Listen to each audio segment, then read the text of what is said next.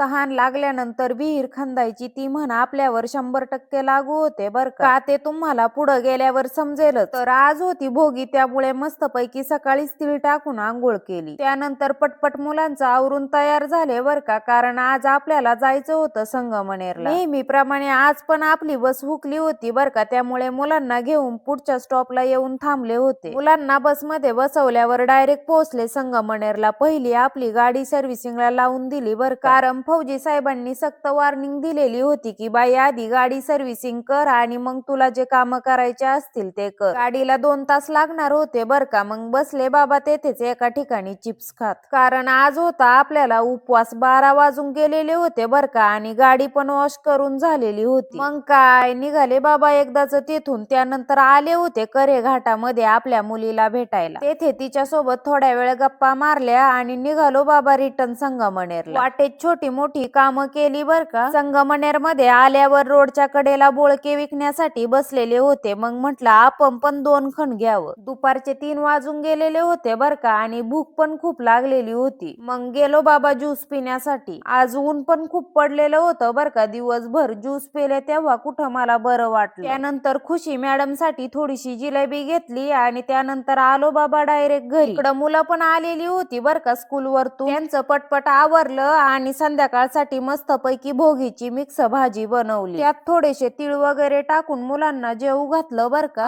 अचानक एवढं डोकं दुखायला लागलं ना की बस. काल पण असंच झालं होतं बर का. आता काही सहनच होत नव्हतं आणि घरामध्ये एक पण टॅबलेट नव्हती. मग जाऊबाईकडनं एक टॅबलेट घेतली आणि झेंडू बाम लावून झोपून घेतलं.